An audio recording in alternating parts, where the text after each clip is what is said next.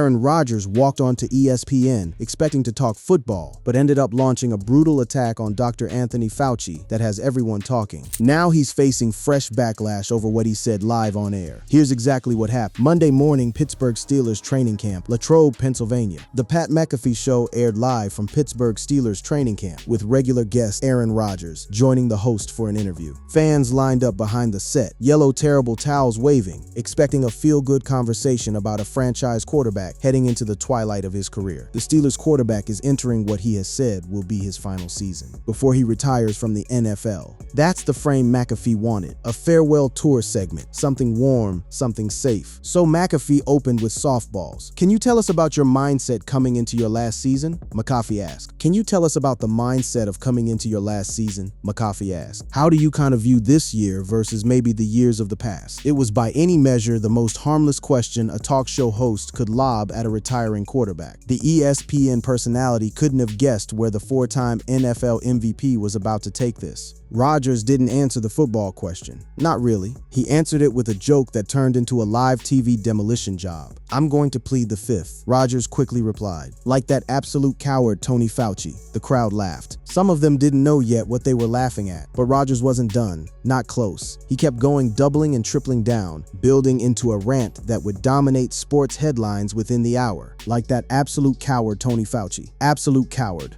Are you kidding me? You got a pardon, and you pleaded over 100 times? What are you scared of, Tony? I thought you were the science? I am science, and you get up there and can't answer a question." This wasn't a random target. Rodgers launched into a personal attack on Anthony Fauci, the former director of the National Institute of Allergy and Infectious Diseases, who was the subject of a contentious congressional hearing last week. The reference point was specific and fresh. When McAfee asked the first question of the interview, Rodgers said he'd plead the fifth in a direct reference to the 111 times Fauci pleaded the Fifth Amendment last week when he testified before the Senate on the COVID-19 pandemic. That's not a stray insult. That's a quarterback watching a Senate hearing, filing it away, and detonating it live on the network broadcasting his own farewell season. And here's where it gets uncomfortable for everyone standing on that stage. Rodgers took no prisoners, which made everyone on the ESPN training camp set visibly uncomfortable. A reminder that Disney owns ESPN and ABC. The man delivering the tirade was standing on a platform owned by the very corporate structure he was about to turn his fire on. Because Fauci wasn't the only name Rodgers went after.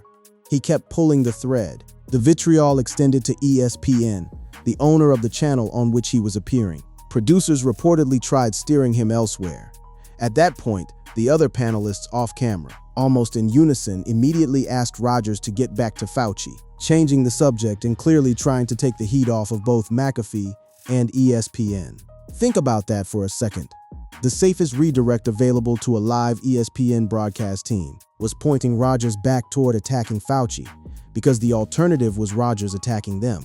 He took the bait, but only for a moment, and then swung right back. "I thought you were the science," Rodgers said, then turning his anger on mainstream media outlets, asking how much time the network spent on his responses every week, on his vaccination status, on Taylor and Travis's wedding.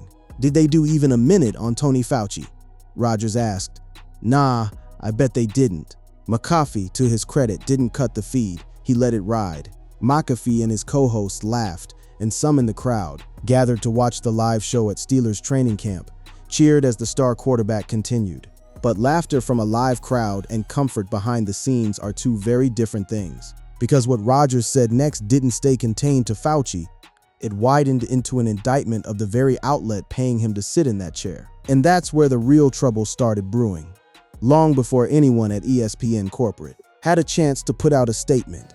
By the time the segment wrapped, Rodgers had called Fauci an absolute criminal, repeated absolute coward enough times that it became the headline of nearly every sports outlet covering the interview, and turned a routine farewell tour segment into a live fire confrontation nobody at ESPN saw coming when they greenlit a training camp special. The stakes were immediate. This wasn't a podcast clip buried on YouTube.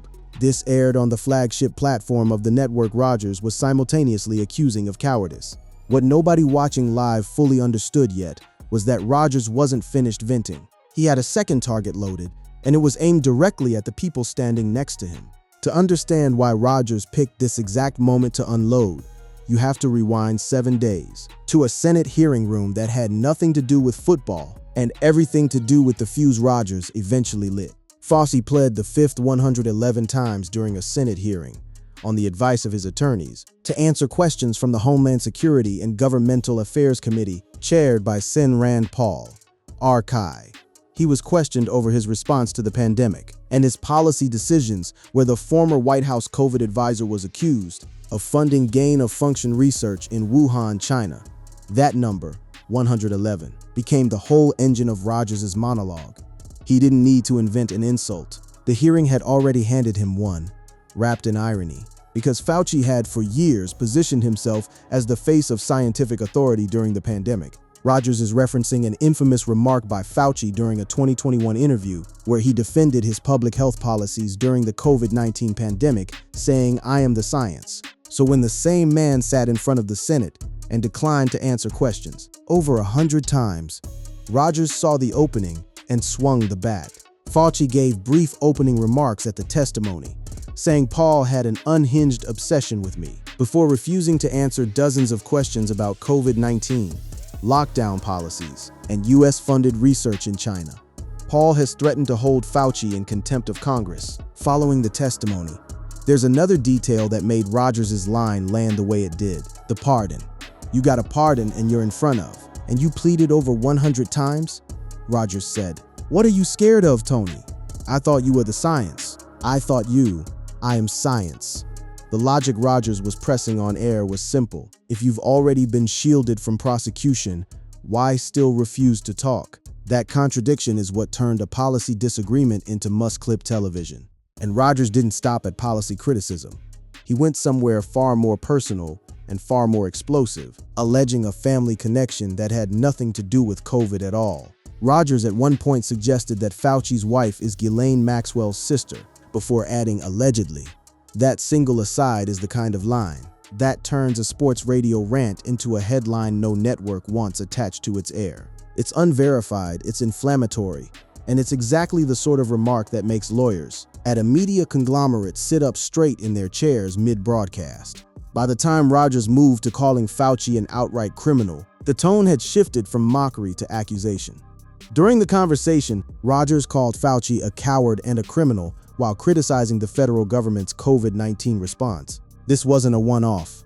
Aaron Rodgers' decision to label Dr. Anthony Fauci a coward and a criminal was not an isolated swipe from the outspoken NFL star. It reopened a controversy that has followed the quarterback since the height of the COVID-19 pandemic. Because Rodgers versus Fauci didn't start on that stage in Latrobe. It started years earlier, in a much quieter moment that eventually detonated into one of the biggest controversies in NFL history.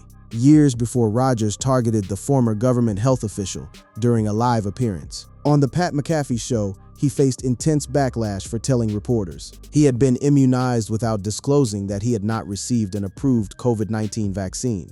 That word, immunized, became a lightning rod.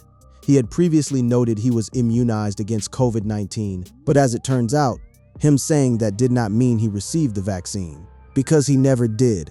The fallout was immediate and personal. Rodgers was upset, and it wasn't just because his Packers lost without him. It was also because of the reaction the public has had to learning the QB is not vaccinated against COVID-19.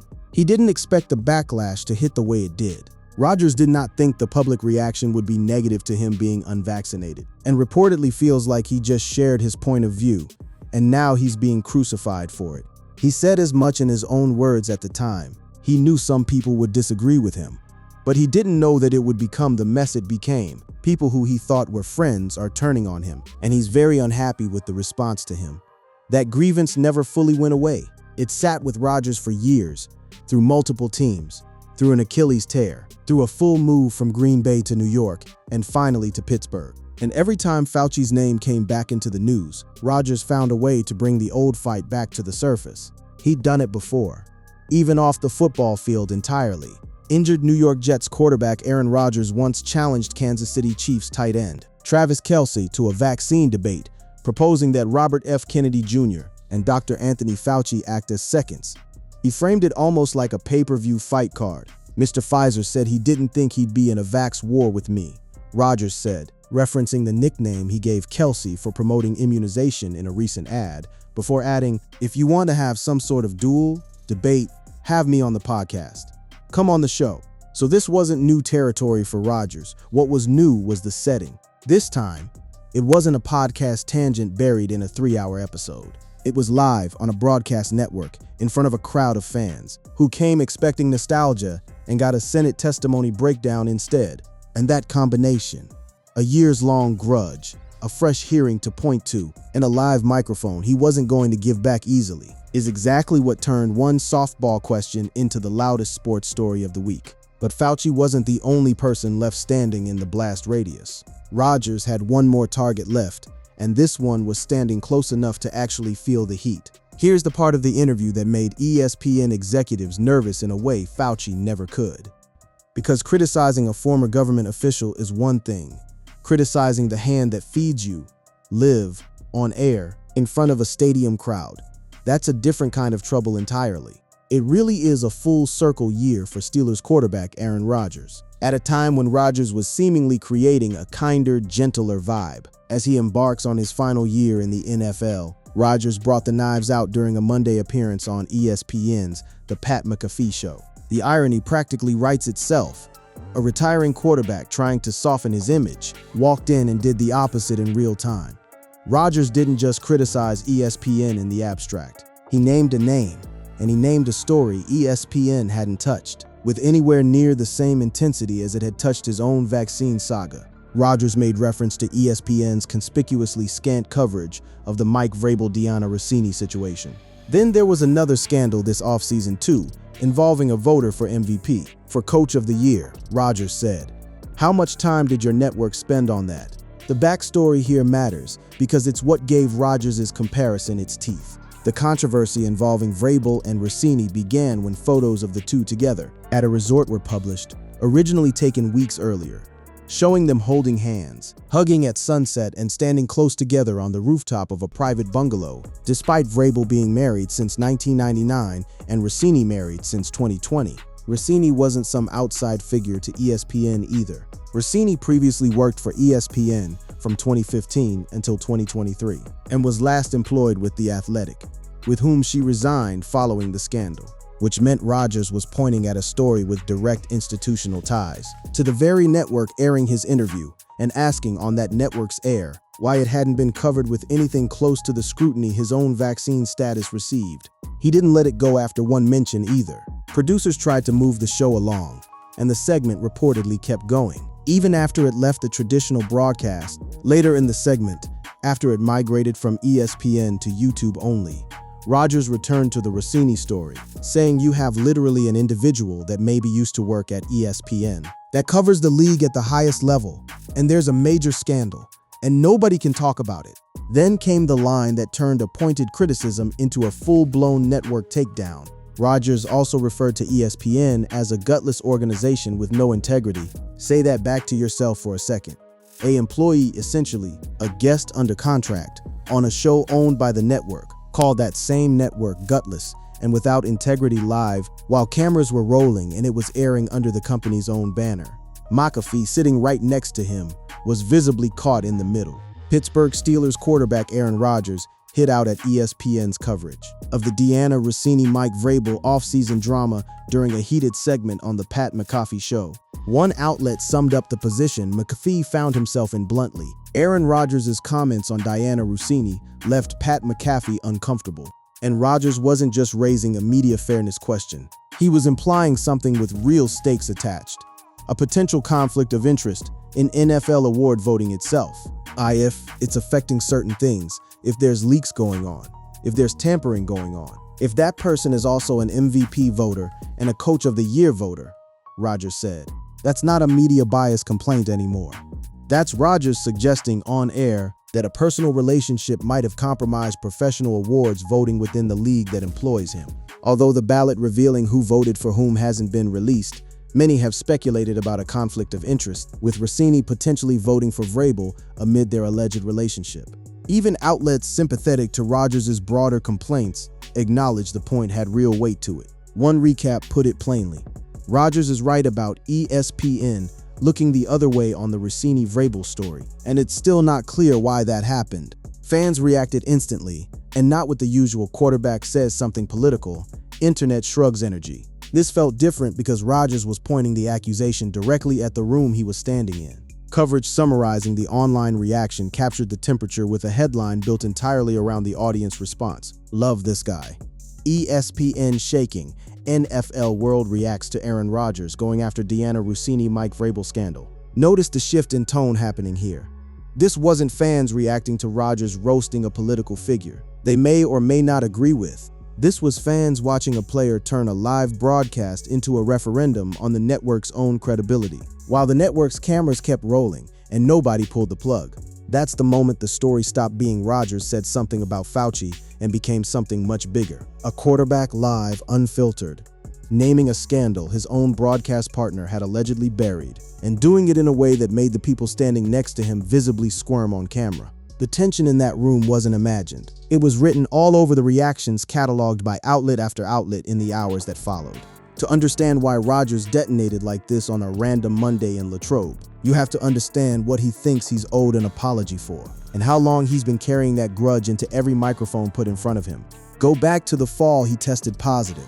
The QB's unvaccinated status became public earlier in November when he tested positive for COVID-19, then went on the Pat McAfee show and elaborated on why he isn't vaccinated, saying he took ivermectin, a drug used to treat or prevent parasites in animals, and one that the FDA has said not to use to fight COVID. That single admission became a career-defining controversy, and years later, it's still the lens through which Rodgers views every question about his mindset, his legacy, even his final season. Rodgers said the main reason he did not get the vaccine is because he is allergic to an ingredient in the Pfizer and Moderna mRNA vaccines, and noted that he did not want Johnson & Johnson because he had heard of multiple people who had had adverse events around getting it. The scientific consensus on the drug he chose instead never sat well with critics either. Rodgers claimed he was allergic to a part of the vaccine and that he took ivermectin to treat a COVID infection. Clinical trials have shown ivermectin is not effective against COVID-19. That gap between what Rodgers believed and what the broader medical community concluded is exactly what turned his COVID saga into a years-long identity, one he still can't fully shake, and one he clearly still wants to relitigate every chance he gets. Even during the Senate rant, he circled back to it unprompted. Now, you can't talk about the COVID stuff because obviously it was made in a lab in China. That's like not even questionable anymore. Tony Fauci, that line, insisting the lab origin theory is settled fact, is central to why Rodgers feels vindicated. Rather than chastened by everything that's happened since 2021, in his mind, time and new reporting have proven him right, and every media cycle that criticized him back then owes him something now, which is exactly the energy he brought into his closing remarks on the show, practically daring anyone to come after him again. "What are you gonna say about me now?" questioned Rodgers. No, seriously, what are you gonna say about me now? You can't talk about the COVID stuff, because obviously it was made in a lab in China. That's not even questionable anymore. Tony Fauci is an absolute criminal, and I'm on good terms with my family. What are you gonna say now? That's not a man who feels like he's in trouble. That's a man performing vindication. Live for an audience he assumes has already come around to his side. And in some corners of the internet, that assumption wasn't wrong. Supportive commentary framed the moment as long overdue, celebrating the interview as the sharpest thing Rodgers had said in years. One recap captured that tone directly. The famously unvaxxed Aaron Rodgers, one of the first to push back against the vaccine insanity and Dr. Fauci's tyranny, just delivered the best line you've ever seen. Another commenter closed out their coverage by asking rhetorically where the Aaron Rodgers was right jar was, treating the moment as a victory lap rather than a controversy. But not everyone watching read it that way, and that's where the trouble actually starts to take shape. Not from Fauci, who hasn't publicly responded, and not from ESPN, which hasn't issued a statement disciplining Rodgers or pulling him from future appearances. The trouble is coming from a much older place, the credibility cost that's followed Rodgers since 2021, resurfacing every single time he picks this fight again. Because here's the thing, critics keep pointing back to Rodgers wasn't a bystander criticizing public health policy from a neutral position. Rodgers is a vaccine skeptic who grabbed headlines a few years ago for spreading misinformation about the COVID-19 jab and intentionally misleading the public about his immunization status. That framing hasn't gone away just because Fauci had a rough week in front of the Senate. And even sympathetic coverage of the Senate hearing itself complicates the Vindication read Rodgers wants people to walk away with. Diary entries from Fauci said he convinced New York City Mayor Bill de Blasio to close schools in 2020, a detail that fueled outrage on its own.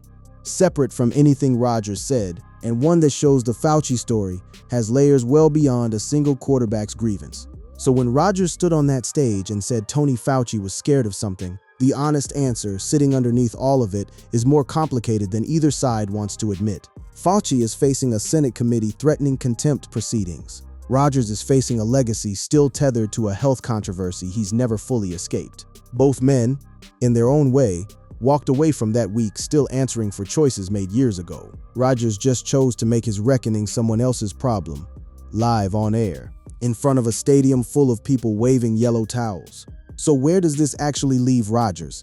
Not in theory, but in the hours and days right after the segment aired. Nobody at ESPN pulled the broadcast.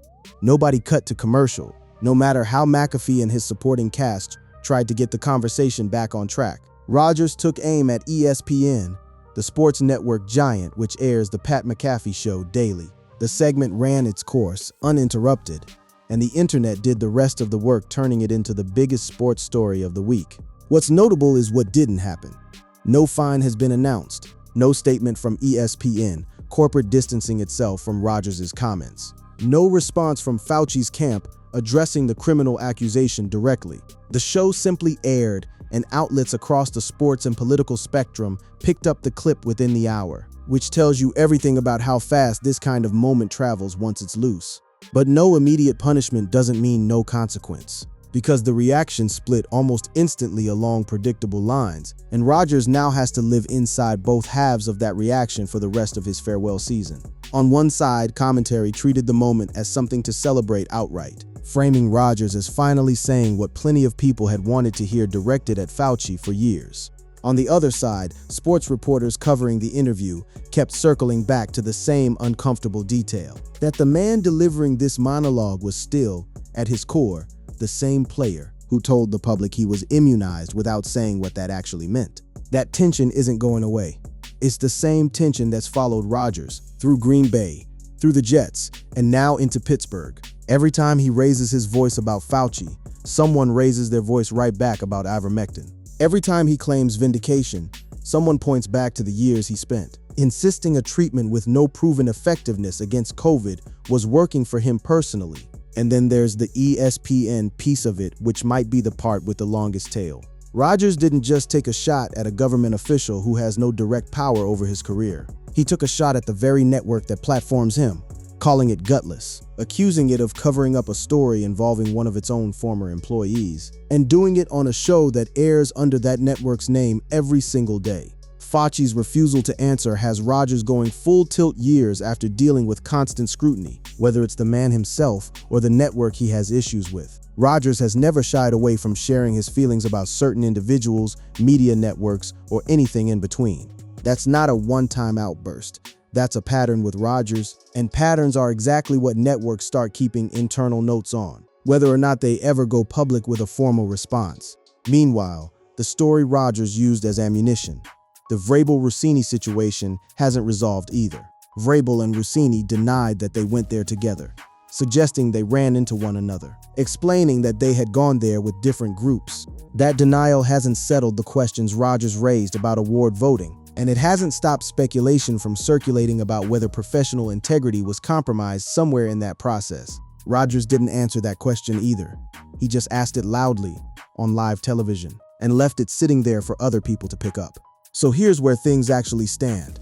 Fauci is still facing a Senate committee that's threatened him with contempt, still carrying the weight of testimony that raised more questions than it answered. Rodgers is heading into training camp practices this week, presumably back to talking about receivers and protection schemes and whatever else a farewell season requires. But he's doing it with a fresh round of headlines attached to his name that have nothing to do with football. And ESPN is sitting with a segment that aired uncut, under its own banner, in which one of its highest-profile guests called the company gutless, a label that isn't going anywhere just because nobody's issued a retraction. None of that reads like closure. It reads like three separate threads that are all still hanging, waiting for whoever picks up a microphone next. Rodgers made his statement. The crowd in Latrobe cheered through most of it. But cheering in the moment and consequence down the road are two very different things. And this is a story that's clearly not finished being told.